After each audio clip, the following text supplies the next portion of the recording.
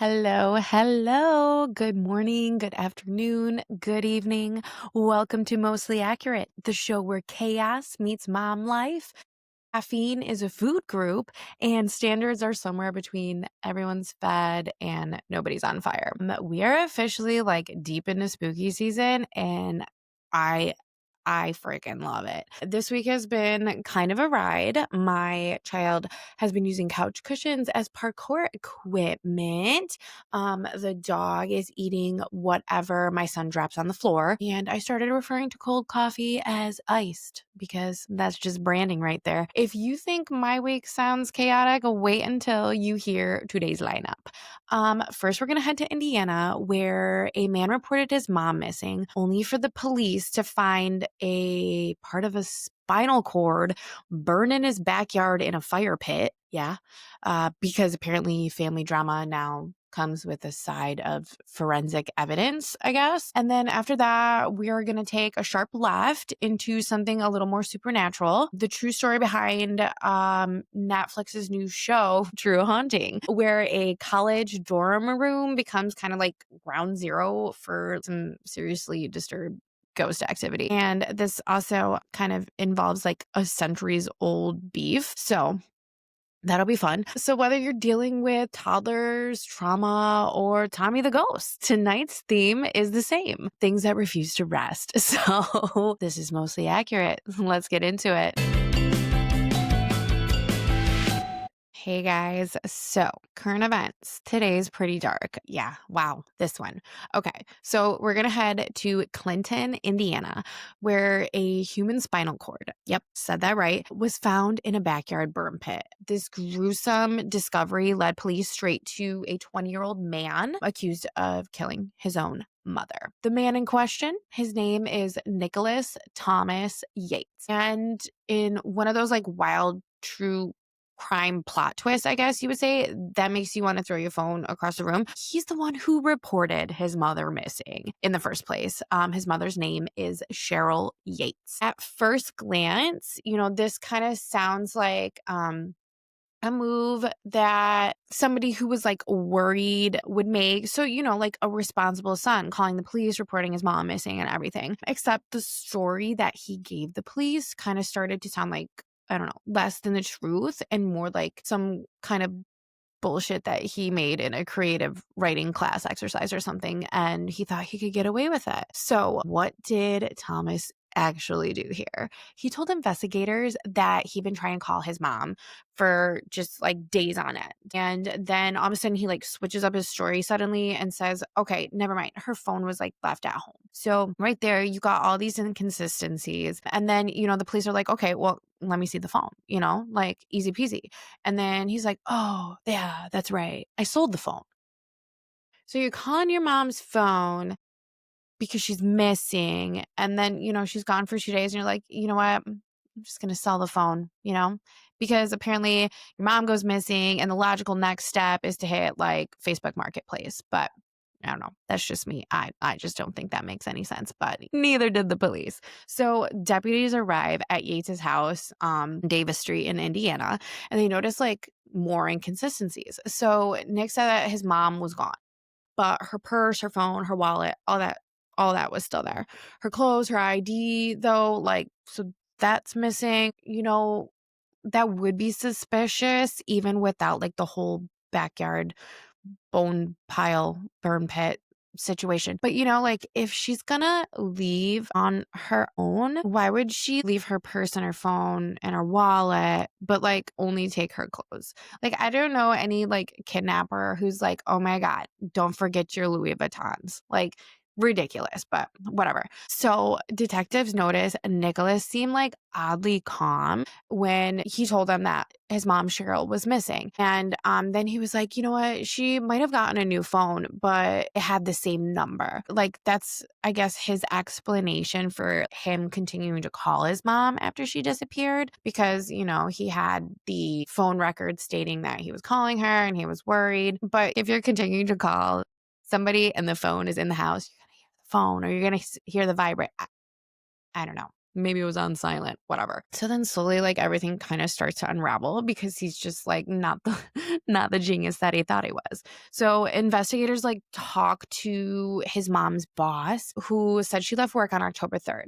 And it was just like kind of a tense day for her. She told that her coworker that she was like super mad that she was like, I'm gonna kill him, but like, I don't know. Is that something that she just said out of frustration? You're like, I could just kill him. Like, I don't know. That could have been it. I really don't think that this woman intended on murdering her son. But then again, who thought her son would end up murdering her? But anyway, so she's like referring to her son, like how she's so frustrated with him. And apparently they've been like fighting about like money, rent, and household bills because nothing says family bonding like financial resentment and a shared phone plan. So meanwhile, Nicholas wasn't exactly like acting like a frantic man to find his missing mom. So witnesses told police that he had been like cleaning constantly that weekend, which is obviously really weird. If you guys look at the article, I have it linked in the show notes, the source I used. He just does not look like a clean boy. No, that he looks like a sloppy kid, and obviously did some sloppy work here with this murder of his. Anyway, he goes on this like cleaning spree that doesn't really like follow through with like, my mom's missing, let me just clean the house. Like, doesn't make sense. Basically, it looks like he's covering something up. So he also reportedly spent time in the attic and made like a few random purchases around town around the time of when this situation happened, October 3rd, and was caught burning papers in his backyard. And when police asked like what he was burning, Nicholas said they were DCS documents. So like Department of Child Services paperwork that wasn't supposed to be like in his possession, just casual government document disposal while your mom's nowhere to be found, but whatever. Then the officers look into the burn pile, and things took like a horrifying turn. So beneath the ashes, they found bones. And among those bones was like a section that unmistakably was a human spinal cord column. Messed up. Just even saying that is like really messed up. But that's when Nicholas's story kind of cracked, like all the things kind of spilled out. According to court documents, he told investigators that on October 3rd, he and his mom got into like a superheated argument that escalated into violence. He claimed that he struck her in the throat, which caused her to like fall and hit her head on both like a metal bed frame and a wooden chest. And instead of calling 911, he allegedly placed her body in a wooden box, left it overnight, and then like the next day dragged it outside and burned it. Yeah, that's not like heat of the moment stuff. That's like days of planning, terrible decision making, and like zero humanity. But during this search, police also found Cheryl's pill organizer last marked on, you guessed it, October 3rd, the night she was last seen alive. So the Vermilion County Coroner's Office, isn't Vermilion like a Pokemon city? I don't know why I just thought of that. Okay, back to the story. So coroner's office is still working to like officially confirm the remains. And this process could take weeks, but Nicholas has already been charged with murder at this point and is being held at the county jail. His trial is set for February 26th. So it's kind of a case that makes you like shake your head and think some people can't keep their lies straight for 24 hours, let alone like, I don't know, plan a crime scene. I swear, if true crime has taught us anything, is that murders are like terrible planners. If your story has more revisions than a group project at 2 a.m., it's not working. Selling your mom's phone, that's not a cover up. That's like a neon sign flashing, arrest me. Like, idiot. I just can't with some people. And look, I don't know what's going on in that house, but the way that like everything unfolded feels kind of like every red flag was waving in unison at this point. Like missing mom, a nervous son, a burn pit that holds more evidence than a Dateline episode. I can't believe like this is like a real life story. And again, it's in the Midwest. What is going on, Midwest? Like get some sunshine. I don't know, go for a run or go for a walk. Like get your mind right. Too many crazy people. Always look out for yourself. Okay. So now after that level of darkness, we're going to pivot, but not like entirely away from creepy, because if you thought finding a spinal cord in your backyard was a nightmare, wait until you hear about a haunting that made a whole college dorm lose sleep and their sanity. All right. Now that we've climbed out of the burn pit, emotionally at least, let's talk about a haunting that's way more paranormal, but somehow just as unsettling. Netflix just dropped a new series called True Haunting. It dives into the bizarre real life experience of a man named Chris, a totally normal college student in the 1980s who accidentally became, I don't know, the star of his own horror movie. So that's fun. Great setup. So True Haunting has two different true paranormal stories in it. Chris's story is the first, which takes up 3 episodes. So basically what happens is it just tells the story of Chris and his experience at a college in upstate New York called Geneseo. I never heard of this school before, but apparently it's like super prestigious and just like really smart kids go there. So good for you guys. But anyway, so it's like your average college town, classes, dorms, cafeteria food, maybe like one haunted building. I don't know, like your usual college campus, usual old upstate New York college campus, I guess you would say. And then things kind of kicked off after Chris and his friends attended a lecture by Ed and Lorraine Warren. Yes, these are the same paranormal power couple who inspired movies like The Conjuring. So this couple, these paranormal investigators, they come and visit their campus. And I guess it was like normal for their college campus to have random visitors come and lecture on different topics. And I guess like in the 80s, during this time, paranormal and like ghost investigations were super big in the media and like entertainment and all this stuff.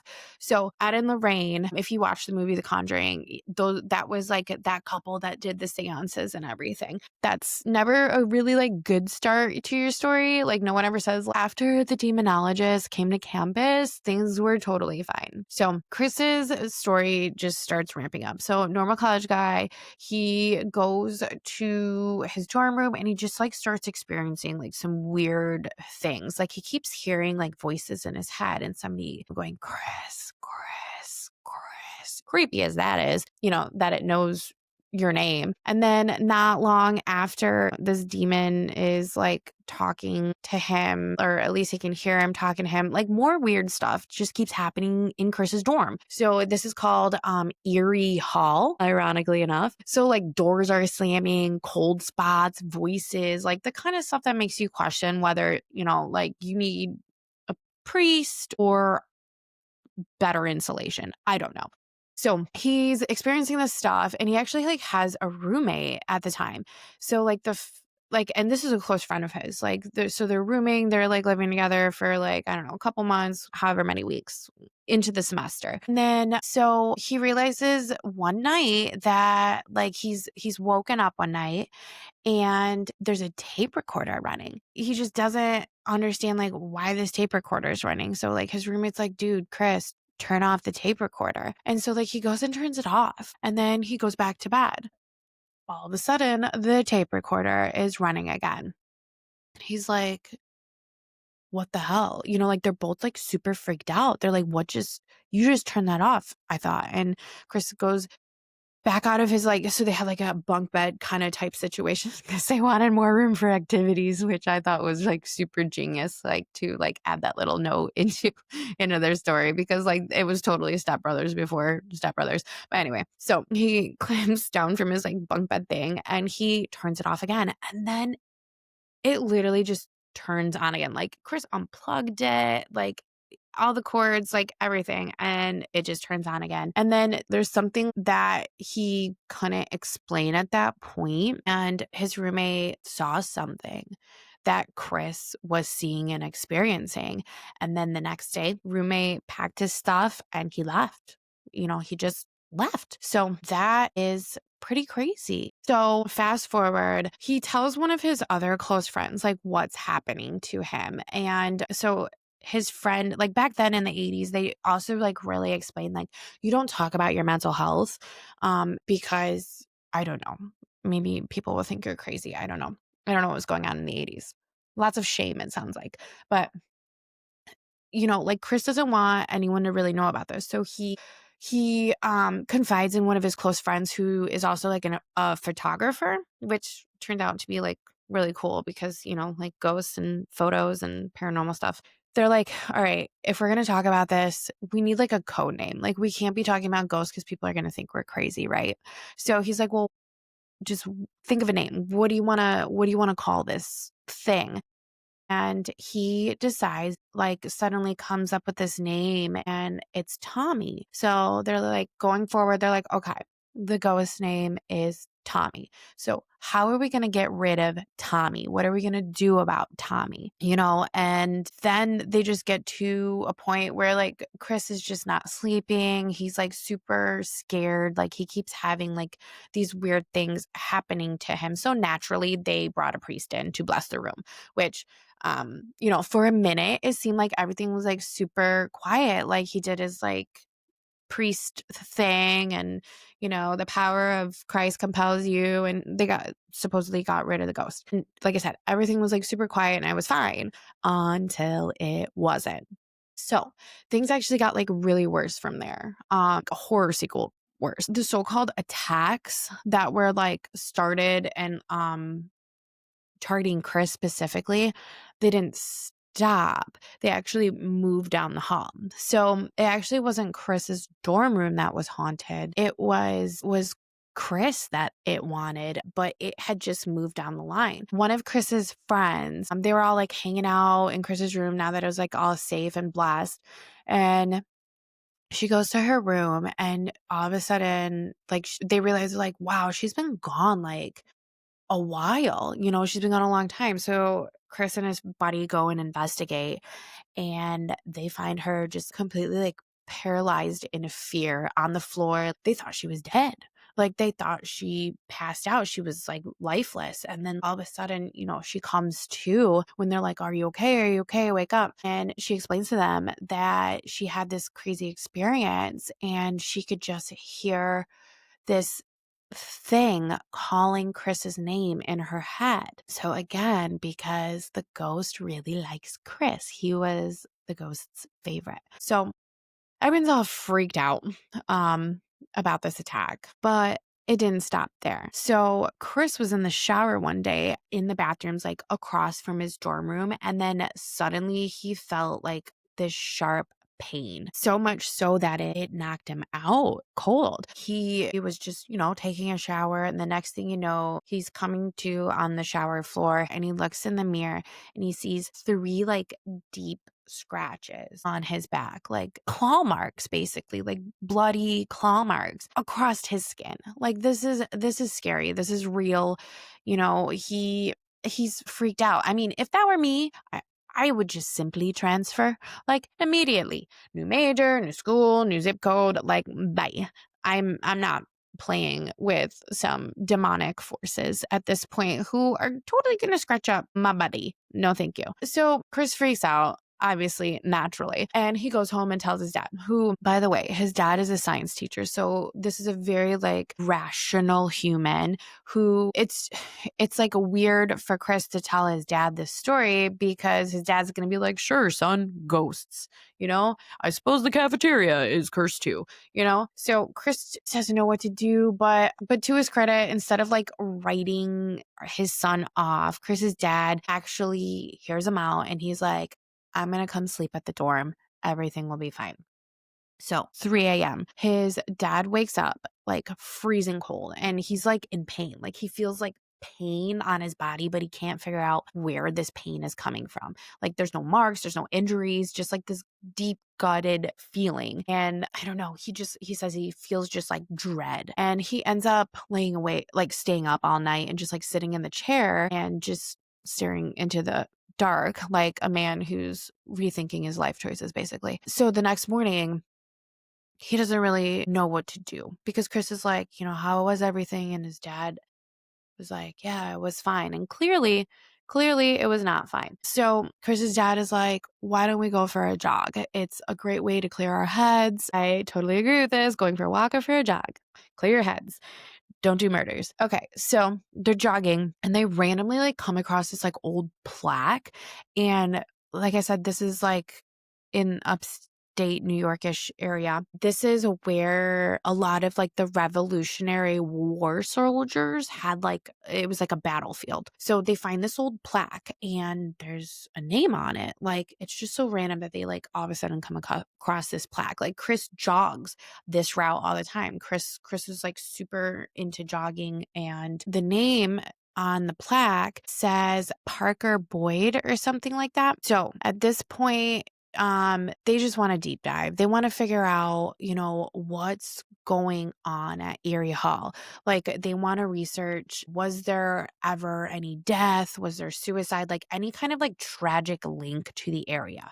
So they start looking into those names on the plaque and they come up with Michael Parker and Lieutenant Thomas Boyd.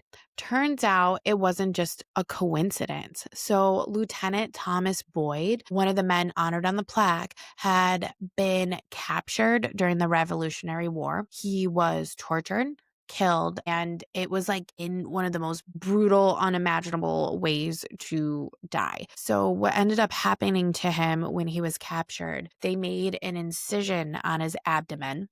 His intestines were tied to a tree. His tongue and ears were cut off. And yeah, the tree where it happened, about a mile from the Geneseo campus, is the same area where Chris jogged nearly every single morning. And he actually jogged past that specific tree every single time. So here's what's creepy. Chris has named this ghost Tommy, if you don't remember, as in Lieutenant Thomas Boyd. What the actual F, right?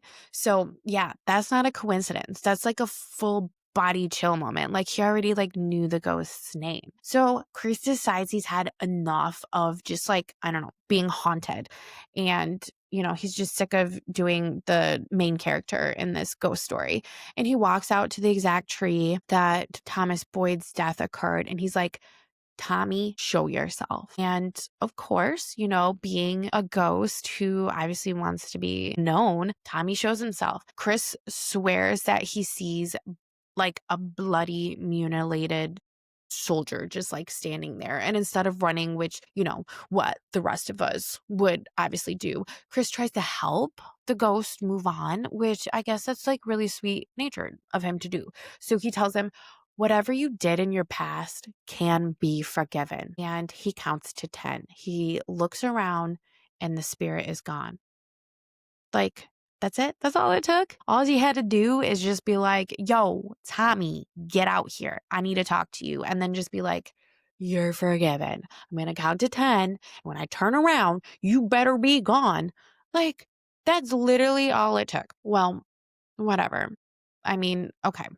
So let's recap. Some people can't get ghosts out of their house or like get their ghosts to stop hiding the remote. And this guy is out here giving like a full blown therapy session to like an 18th century war spirit. I don't know. That's just bizarre to me. So let's fast forward. Here's like a really wild part though of this story. Nearly 30 years pass. Chris and his family just don't talk about what happened during that semester. And it obviously affected Chris. It affected his classmates. Like it affected a lot of people, what happened. And then that's like decades of like emotional repression and ghost induced silence. So they don't talk about it. And then decades later, Chris's mom unexpectedly like finds this like book of like family ancestry stories, and she shares it with Chris's dad. Well, this is what turns everything upside down and just kind of blows my mind.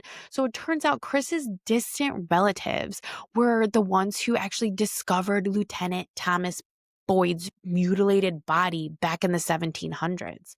Like, what? Like, what on earth? The question becomes like, was Chris chosen? Did the ghost somehow know he was like some weird ancestral, like connection, pulling them together across like all these like centuries and time. And what makes like the true haunting so fascinating is not just about like bumps in the night or like mysterious scratches. It's about whether like things that haunt us are random or like was it like written in his DNA, like for this to happen. I don't know. It was like super spooky that part. Like if you found out my long lost relatives had a beef with a ghost, I'd be filing like, I don't know, some generational restraining order. But Chris, no. Chris made peace with it, which honestly might make him the bravest college kid that ever lived. All right, let's dial it back from some spookiness and let's talk about some actual chaos that's happening in my life. I guess I wouldn't say it's actually like too much chaos this week. This week has been sort of chill.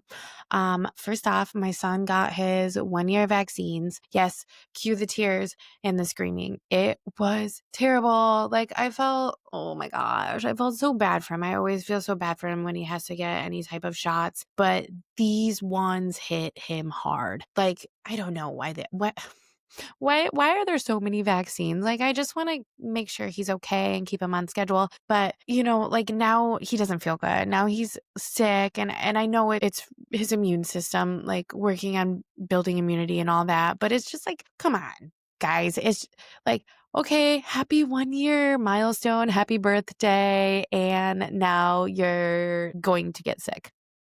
It stinks for him and it's still going on. So it's been over a week now and it's just constant draining and snot rockets everywhere. And then of course he just, when he doesn't feel good, when any of your babies don't feel good, it's like all they want to do is just cling to you and be held and be hugged.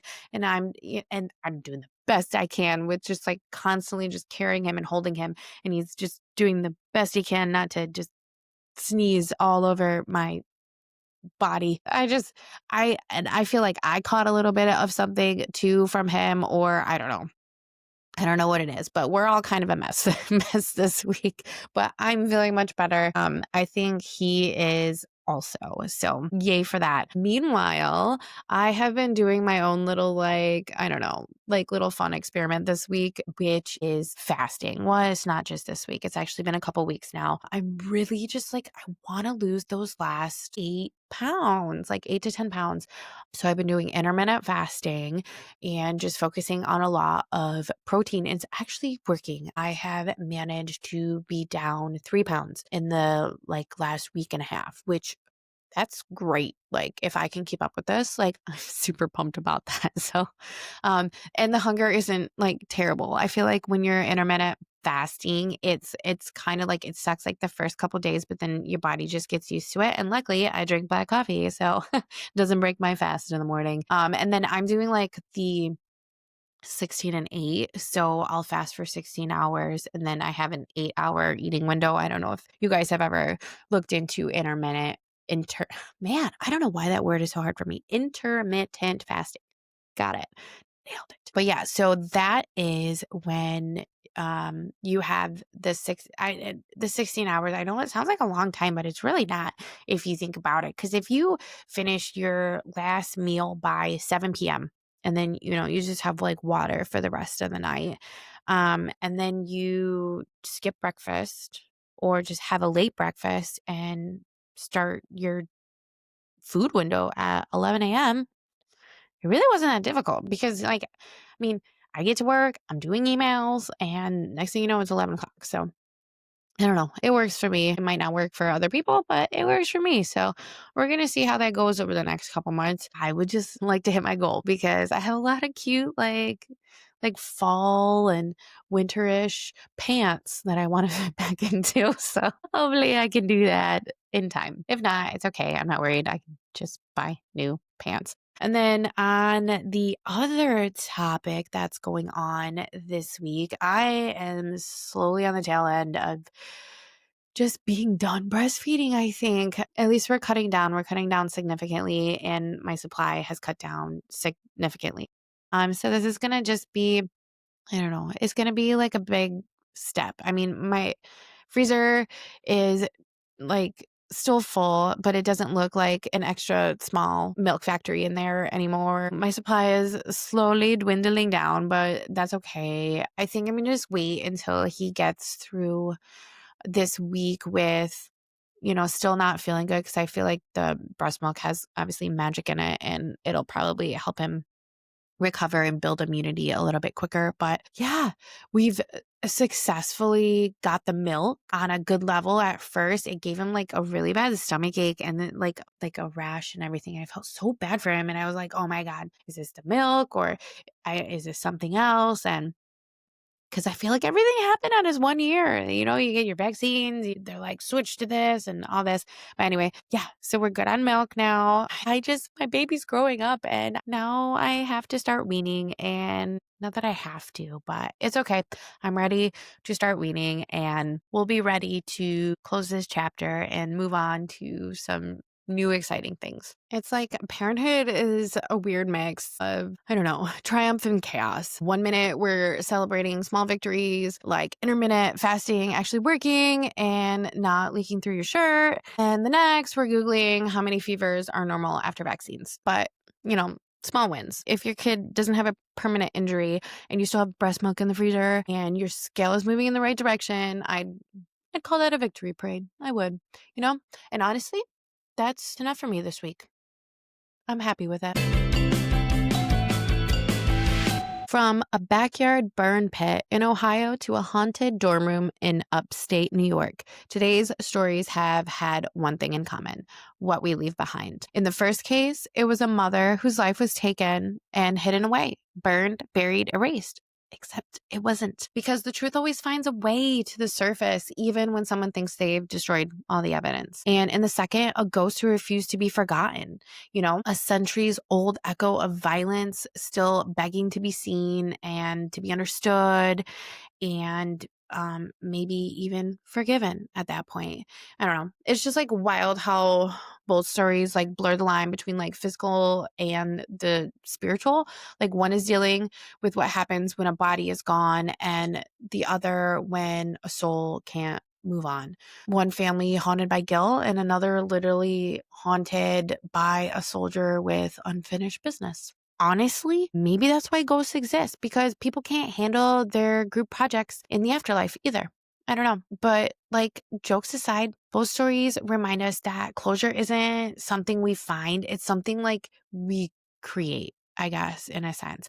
Because whether it's solving a murder or facing a haunting or literally like letting go of the things that scare us most, maybe the dead won't haunt us out of malice, but out of a desperate need to be acknowledged, to have their story told, to matter one last time. So whether it's restless spirit or the justice system finally catching up, sometimes the only way to quiet a ghost is to listen to them. And on that deep, spooky note, I will be sleeping with a nightlight and maybe have a priest on speed dial. As always, thanks for listening. I'm Monica, and this has been Mostly Accurate. If you like what you hear, please click subscribe. Please leave a comment. Let's have a conversation. Instagram at Mostly Accurate Podcast, YouTube at Mostly Accurate Podcast, Facebook at Mostly Accurate Podcast, and you can listen to audio wherever you stream your podcasts. I will see you guys next week. I can't wait.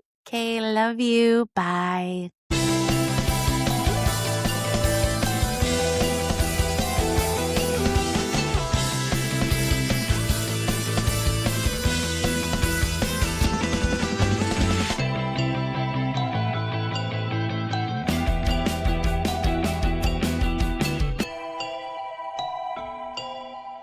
This podcast is for entertainment purposes only. The facts are fuzzy. Our stories and opinions are just that, stories and opinions, not meant to be taken as professional advice.